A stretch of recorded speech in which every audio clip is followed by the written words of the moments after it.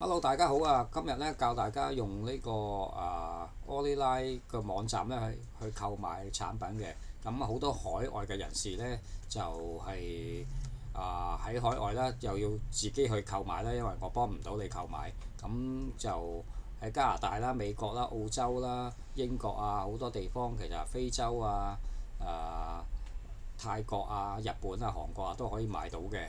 咁咧，首先我哋需要進入呢個 Olylife 嘅官網，就係 olylife.com。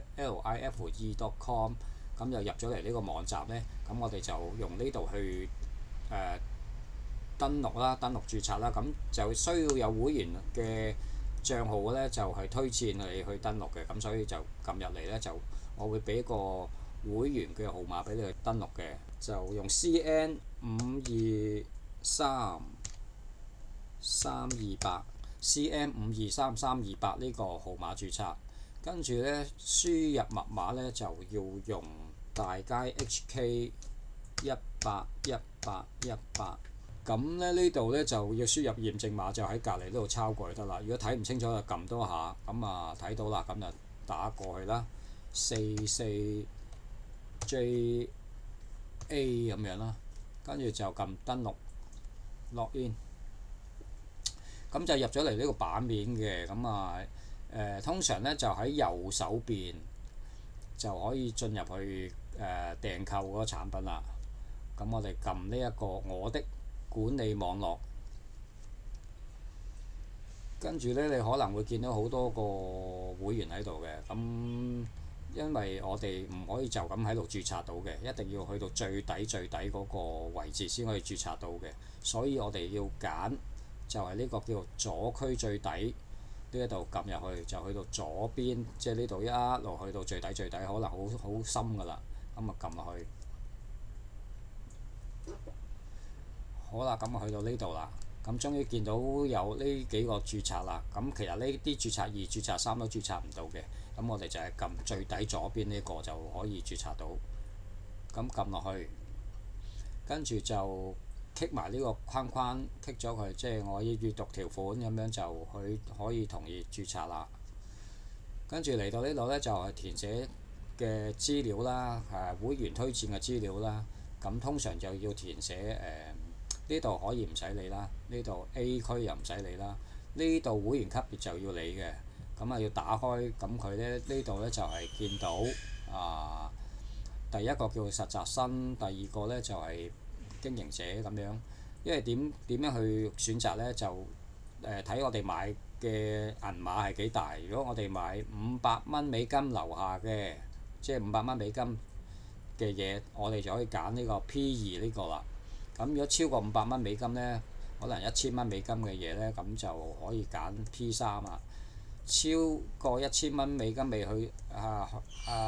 就未去到2000都係 P3。咁依家去到$2000或者以上呢，就揀 P4啦。咁如果我哋係買呢個PEMF 眼罩呢，$500啊嘛，咁我哋就揀 P2啦。咁呢個好重要啦，推薦人個編號，呢個就係我嘅編號啦。我嘅編號呢，就係 CN563291，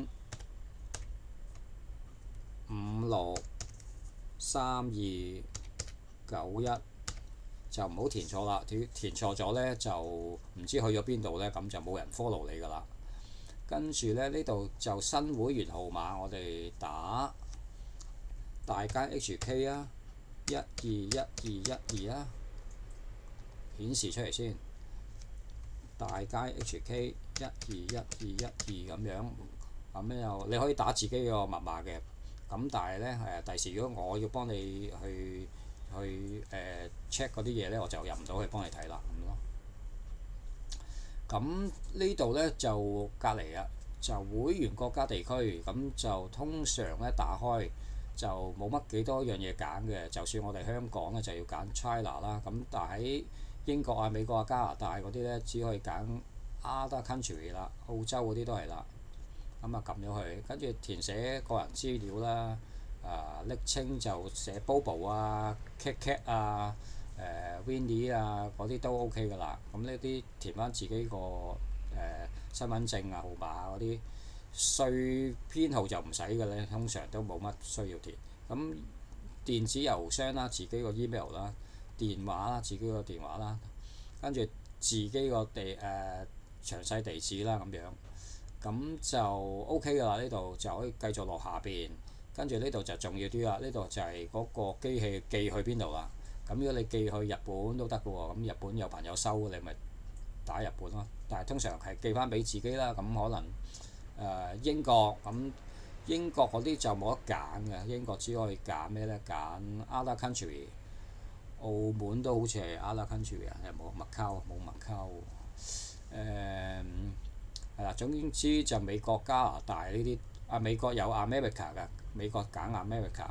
加拿大、英國，就係撳 other country 啦。咁就地址就喺度填清楚個地址啦，即係唔好填錯，因為寄俾你就即係唔會記錯啦。咁邊個係收款人啦？收貨人啦，收貨人你填翻收貨人個名同埋收貨人個電話都好重要。咁郵區啦，填翻地區個郵區啦。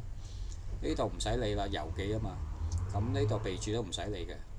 跟住就碌落嚟啦，呢度就揀產品啊。咁即係我哋而家買眼罩呢，就係呢一個啦，叫做 G1 Galaxy G1 呢個就$500美金咁樣。咁加拿大、美國嗰啲地方呢，就有稅收嘅，喂，即係有嗰個運輸費嘅。咁加拿大、美國、歐洲、澳洲、韓國、日本嗰啲呢，美國嗰啲呢就收10%嗰個運費，連埋嗰啲稅嘅啦，應該就。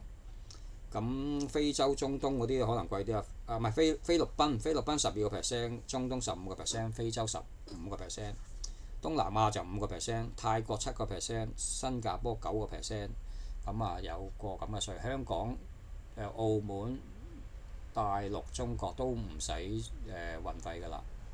咁記得揀咗呢個之後呢，我哋喺後邊呢度小心打喎，唔好打咗10喎。你就咁打呢，變咗10就買10個啦。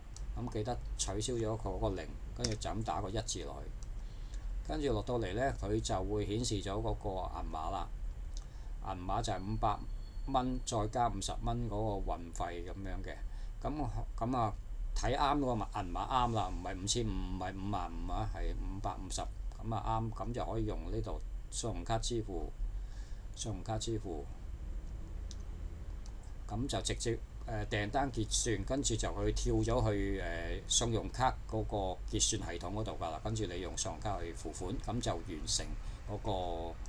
跟住呢，你就登出翻，你就會有咗個新嘅會員號碼㗎啦。咁你有新嘅會員號碼之後，會顯示俾你睇㗎。你抄翻低佢或者 cap 翻低佢，跟住你嗰個即係你個登入密碼就係呢個頭先嗰個密碼。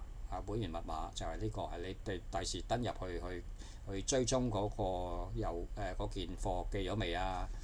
嗰啲嘢你可以用翻會員號碼。咁你呢個登出翻就得㗎啦，因為呢個唔係你嗰個會員號碼嚟嘅。